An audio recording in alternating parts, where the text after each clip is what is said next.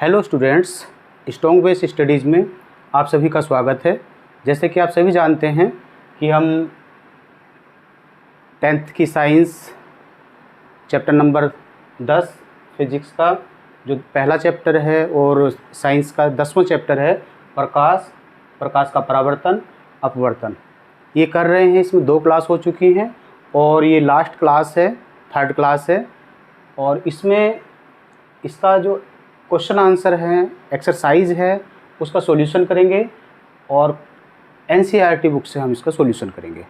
तो पहला क्वेश्चन है, निम्न में से कौन सा पदार्थ लेंस बनाने के लिए प्रयुक्त नहीं किया जा सकता?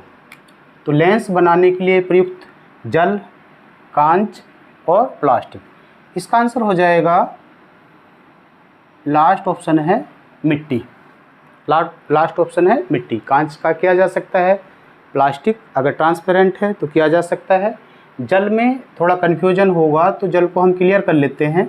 मान लिया कि ये क्या है, समतल पृष्ठ है, इस पर हमने क्या डाल दिया, जल डाल दिया। इस पर हमने जल डाल दिया और जल के ऊपर हमने क्या रख दिया, एक उत्तल लेंस। जल के ऊपर हमने रख दिया इसके उत्तल लेंस। इन दोनों के बीच में ये जो एक लेंस बनेगा, ये वाला जो पोर्शन बनेगा जल का, ये लेंस किसकी तरह से व्यवहार करेगा, अवतल लेंस की तरह से। ये अवतल लेंस की, तो ये जल भी कैसा है, जल से भी कांची लेंस की आकृति बनाई जा सकती है। दूसरा है किसी बिंब को वस्तु कहते हैं। किसी बिंब या वस्तु अवतल दर्पण द्वारा वस्तु का अवतल दर्पण द्वारा बना प्रतिबिंब आभासी है, सीधा है तथा बिंब से बड़ा बनता है। वस्तु की स्थिति क्या होगी? तो इसमें हमने जब इसकी अवतल दर्पण के लिए इसकी अलग अलग पोजीशन में इमेज देखी थी, तो इसमें एक पोजीशन ऐसी थी, ध्रुव और मुख्य फोकस के बीच में, ध्रुव और मुख्य फोकस के बीच में एक रखने पर वस्तु दर्पण के पीछे इसका प्रतिबिंब बनता है इस तरह से। ये अगर F है, ये P है, यहाँ वस्तु ली तो यहाँ एक सीधा और आभासी प्रतिबिंब बनता है। बाकी स्थितियों में क्या बनता है, प्रतिबिंब वास्तविक और उल्टा बनता है। तो दूसरे का आंसर हो जाएगा D। तीसरा है कि किसी बिंब या वस्तु का वास्तविक व समान साइज का प्रतिबिंब प्राप्त करने के लिए बिंब को उत्तल लेंस के सामने कहाँ रखेंगे? तो ये भी, इसमें भी हमने प्रतिबिंब बनाया था। इसे क्या है, लेंस के मुख्य फोकस पर, फोकस दूरी के 2 गुनी दूरी पर, अनंत पर, लेंस के प्रकाशिक केंद्र तथा मुख्य फोकस पर। तो इसका आंसर हो जाएगा बी, लेंस के फोकस दूरी के 2 गुनी दूरी पर। मान लिया कि ये उत्तल लेंस है, उत्तल लेंस में एक F होता है, एक होता है 2F।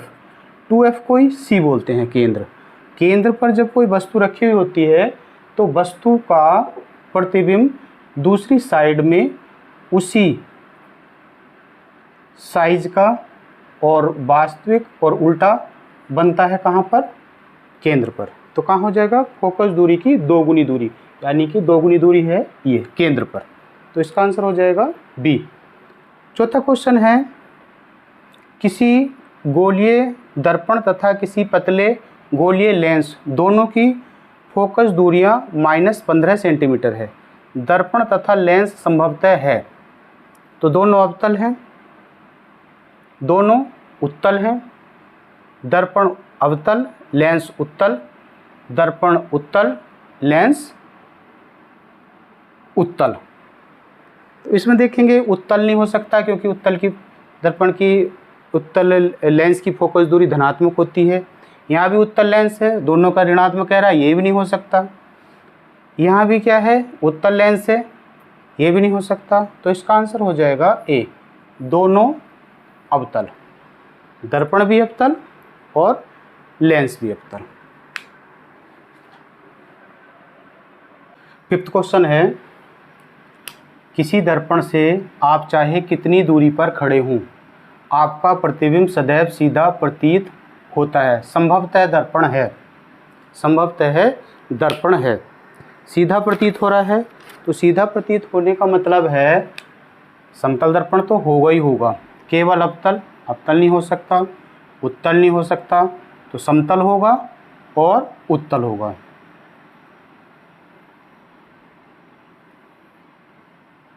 लास्ट वीडियो में, लास्ट क्लास में उत्तल दर्पण से बने प्रतिबिंबों को स्टडी किया था, उससे ही क्लियर है। यानी इसमें क्या होगा, समतल या उत्तल। छठा क्वेश्चन है, किसी शब्दकोश में पाए गए छोटे अक्षरों को पढ़ते समय कौन सा लेंस पसंद करोगे? 50 सेंटीमीटर फोकस दूरी का उत्तल लेंस। छोटे अक्षर पढ़ रहे हैं और दूरी लेंस की कहाँ होनी चाहिए? वस्तु के पास। 50 सेंटीमीटर का उत्तल लेंस, 50 सेंटीमीटर का अवतल लेंस, अवतल तो होगा ही नहीं। 5 सेंटीमीटर फोकस दूरी का उत्तल लेंस, 5 सेंटीमीटर फोकस दूरी का अवतल लेंस। तो इसमें देखेंगे ये तो अवतल लेंस तो होंगे ही नहीं, उत्तल लेंस होगा, क्योंकि वस्तु को बड़ा करके दिखाने के लिए कौन सा यूज किया जाता है? उत्तल लेंस। और उत्तल लेंस भी वो होगा जिसकी फोकस दूरी कम होगी। क्यों? क्योंकि छोटी वस्तुओं को हम देख रहे हैं, बड़ा, तो छोटी वस्तुओं को देखने के लिए फोकस दूरी भी कम होनी चाहिए। आंसर हो जाएगा सी, 5 सेंटीमीटर फोकस दूरी का उत्तल लेंस। 7वां क्वेश्चन है, 15 सेंटीमीटर फोकस दूरी के एक अवतल दर्पण का उपयोग करके हम किसी बिंब का यानी वस्तु का सीधा प्रतिबिंब बनाना चाहते हैं। बिंब का दर्पण से दूरी का परिसर यानी रेंज क्या होनी चाहिए? प्रतिबिंब की प्रकृति कैसी है? प्रतिबिंब वस्तु से बड़ा है अथवा छोटा है? किरण आरेख भी बनाइए। तो इसका अवतल दर्पण है। अवतल दर्पण में सीधा प्रतिबिंब कब बनता है? जब वस्तु ध्रुव P के और फोकस के बीच में रखी है। तो पहले किरण आरेख बना लेंगे और फिर ये बाकी चीज़ें समझेंगे। ये हो गया एक अवतल दर्पण M1 M2, इसका ये पोल हो गया यानी ध्रुव, ये फोकस, ये वक्रता केंद्र। ये एक वस्तु कहाँ रखी जाएगी? फोकस के और ध्रुव के बीच में। और जब वस्तु फोकस के और ध्रुव के बीच में रखी जाती है तो इसका आभासी प्रतिबिंब दर्पण के पीछे, आभासी प्रतिबिंब, बाकी पोजीशन में, इसके सारी पोजीशन में कैसा प्रतिबिंब बनता है? सारी पोजीशन में इसमें बनता है वास्तविक और उल्टा प्रतिबिंब। लेकिन इस पोजीशन में, इस दोनों के बीच में क्या है? ये जो पोजीशन है, इस पोजीशन में प्रतिबिंब हमेशा कैसा बनेगा? आभासी बनेगा और बड़ा बनेगा।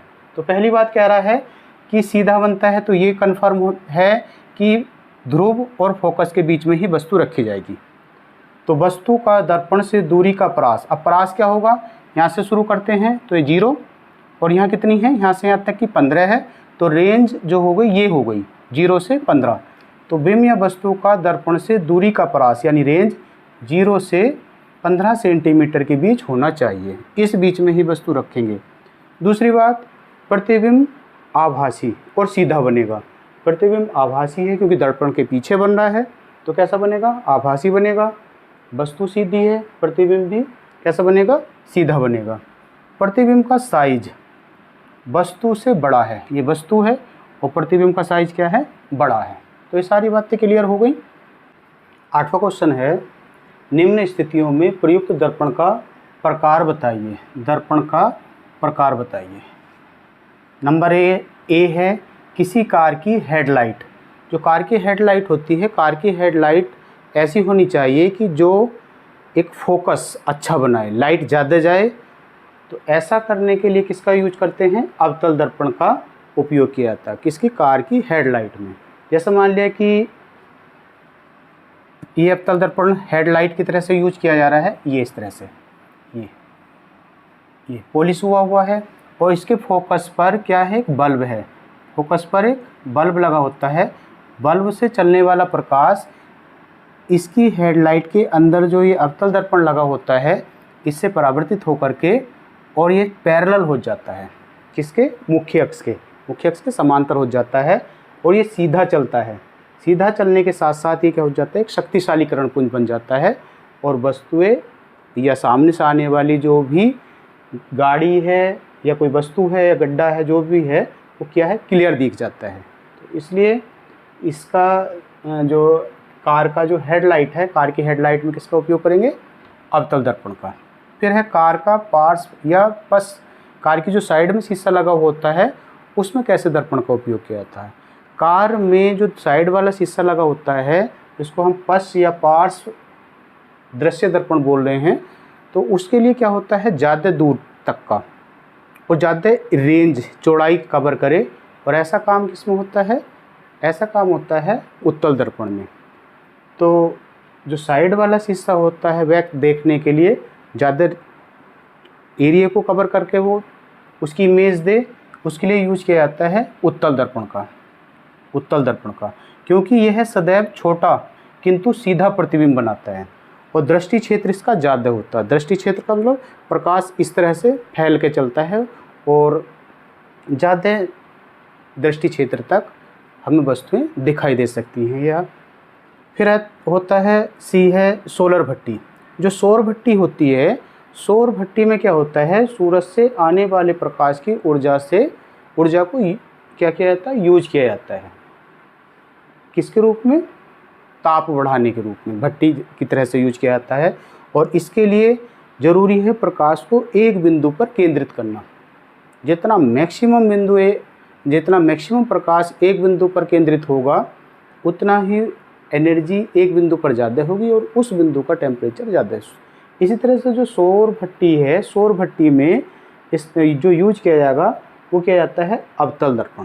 किसका उपयोग किया जाता है, अवतल दर्पण का उपयोग किया जाता है। अब जिस बिंदु पर ये, जैसे मान लिया पैरेलल प्रकाश किरण आई है, परावर्तन के बाद कहाँ से जाएगी, फोकस से, और सारी प्रकाश किरणें जब फोकस पर केंद्रित होगी तो एक बिंदु पर फोकसित प्रकाश का ताप तेजी से 180 डिग्री सेल्सियस से 200 डिग्री सेल्सियस तक बढ़ जाता है। तो इस तरह से 8वें क्वेश्चन में हमने देखा कार की हेडलाइट में अवतल दर्पण, कार की साइड वाले दर्पण में उत्तल दर्पण और सौर भट्टी में अवतल दर्पण। 9वां क्वेश्चन है किसी उत्तल लेंस का आधा भाग काले कागज से ढक दिया गया है, क्या यह लेंस किसी बिंब का पूरा प्रतिबिंब बना पाएगा। तो आंसर होगा पूरा प्रतिबिंब बना पाएगा। देख लेंगे इसका चित्र बना करके।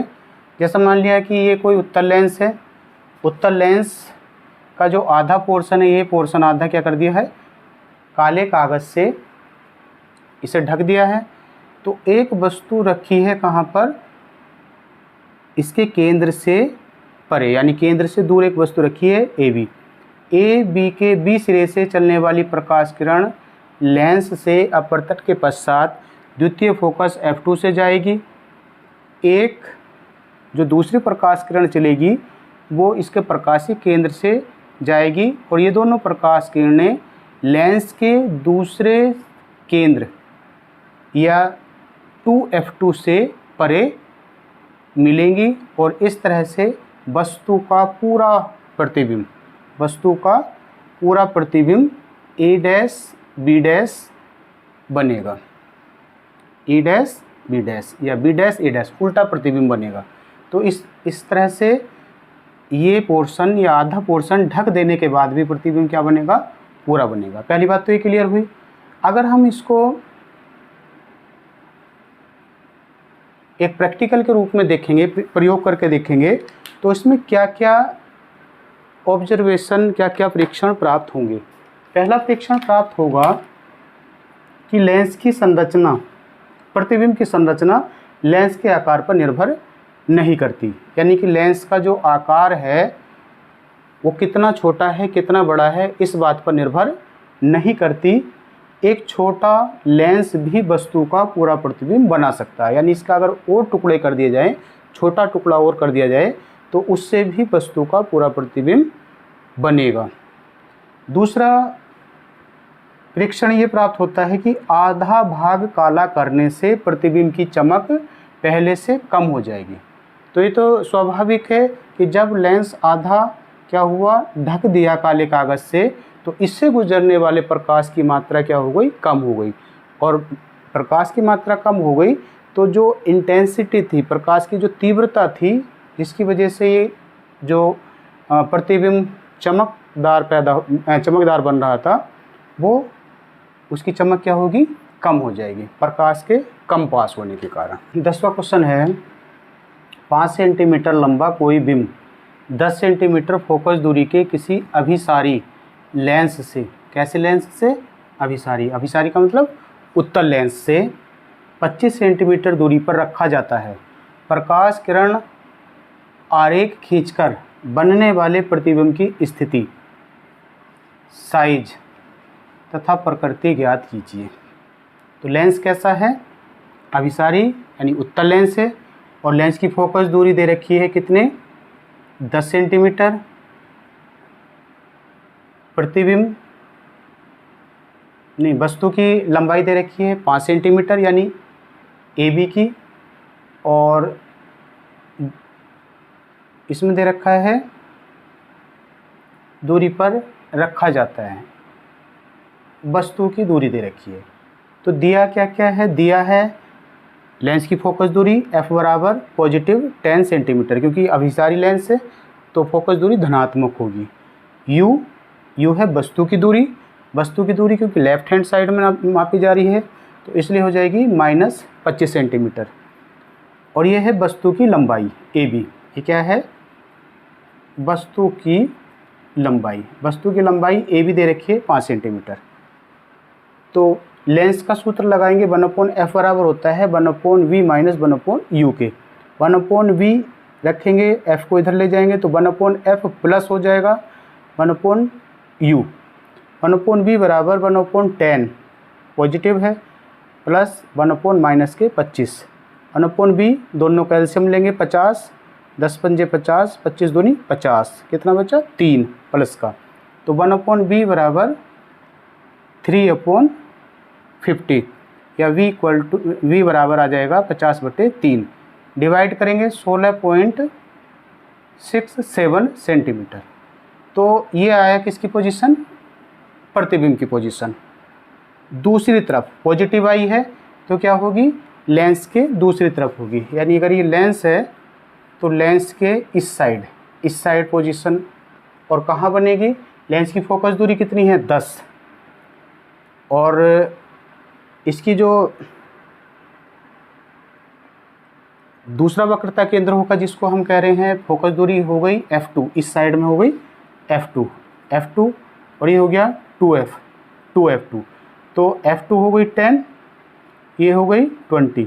तो इन दोनों के बीच में कहीं बनेगा, इन दोनों के कहाँ बनेगा, बीच में, क्योंकि 16.67 है 10 के और 20 के बीच में। तो स्थिति हो जाएगी F2 व 2F2 के बीच में। ये चीज़ क्लियर हो गई, स्थिति बता दी। अब साइज बताने के लिए जो मैग्नीफिकेशन पावर होती है, आवर्धन क्षमता, आवर्धन जो होता है m बराबर होता है v/u बराबर प्रतिबिंब की लंबाई बटे वस्तु की लंबाई। तो ये जो है, ये दे रख v की वैल्यू आई थी हमारी 50/3, u की वैल्यू थी -25, a' b' प्रतिबिंब की लंबाई है, और वस्तु की लंबाई दे रखी है 5 सेंटीमीटर। 25 दूनी 50 और 2 पंजे 10, -10/3। तो a' b' बराबर आया -10/3 या -3.33 सेंटीमीटर। अब ये क्या है, 5 से कम है, माइनस से ये बता रहा है कि जो प्रतिबिंब बनेगा, प्रतिबिंब कैसा बनेगा, उल्टा बनेगा। क्योंकि चिन्ह परिपाटी में हमने पढ़ा था, अगर इधर को चल रहे हैं तो पॉजिटिव और इधर को आ रहे हैं तो नेगेटिव। तो ये माइनस चिन्ह बता रहा है कि प्रतिबिंब कैसा बनेगा, उल्टा बनेगा। और ये है 5 सेंटीमीटर और ये है कितना, 3.33 3 सेंटीमीटर, साइज में भी छोटा बनेगा, यानी प्रतिबिंब का साइज छोटा होगा और प्रतिबिंब कैसा बनेगा, उल्टा बनेगा। और कैसा बनेगा, उल्टा। उल्टे के साथ साथ पोजीशन भी क्लियर है तो वास्तविक बनेगा, पोजीशन क्लियर है तो वास्तविक बनेगा। किरण आरेख आप खींच लेंगे इस तरह से, पॉइंट लेंगे और पॉइंट के साथ किरण आरेख आप खींचने का ट्राई करना, हो जाएगा। 11वां क्वेश्चन है,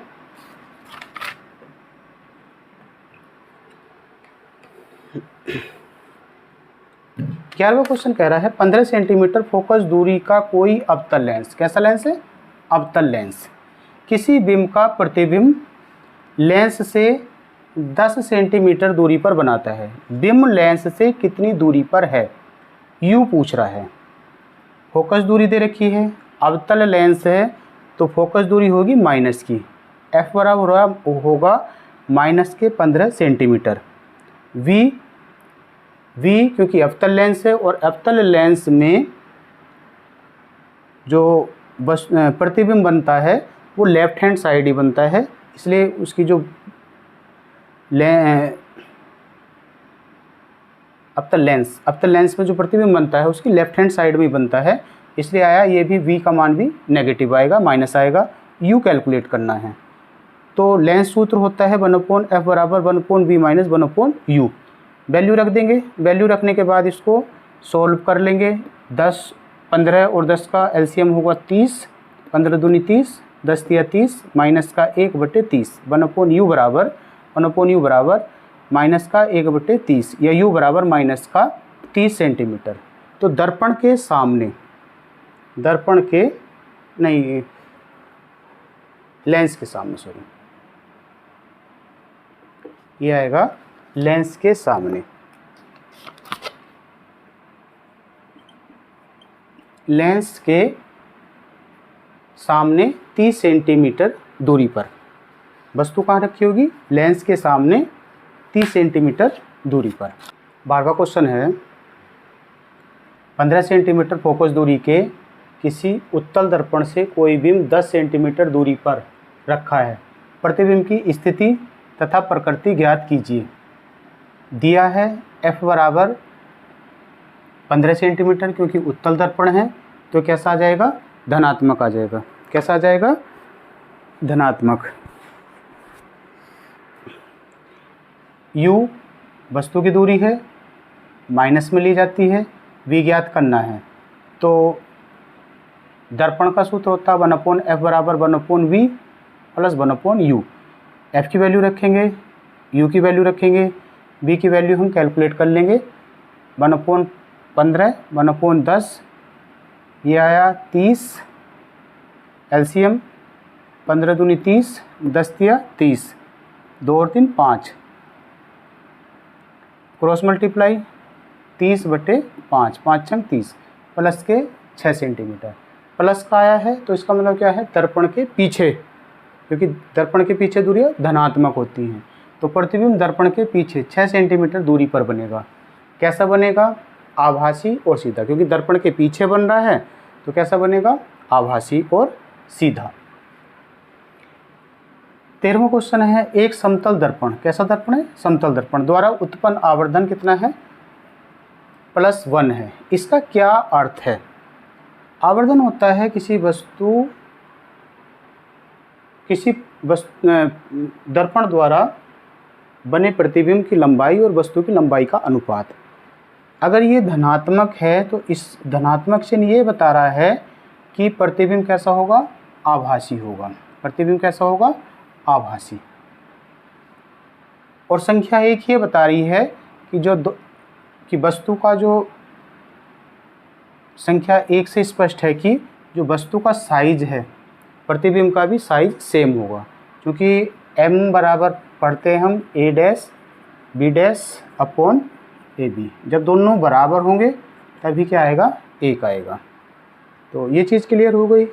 नेक्स्ट क्वेश्चन है, 5 सेंटीमीटर लंबाई का, वस्तु की लंबाई दे दी, कोई बिंब माने वस्तु 30 सेंटीमीटर वक्रता त्रिज्या r दे दिया के किसी उत्तल दर्पण के सामने 20 सेंटीमीटर दूरी पर वस्तु की दूरी दे दी पर रखा है। प्रतिबिंब की स्थिति बतानी है, प्रकृति बतानी है तथा उसका साइज क्या करना है, ज्ञात करना है।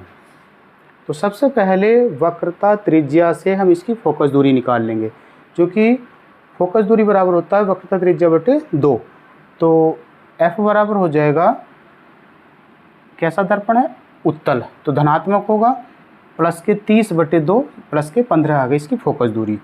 U की वैल्यू माइनस में ही लेते हैं, तो U की वैल्यू आई माइनस के 20 सेंटीमीटर। वस्तु की लंबाई दे रखी है 5 सेंटीमीटर। 5 सेंटीमीटर।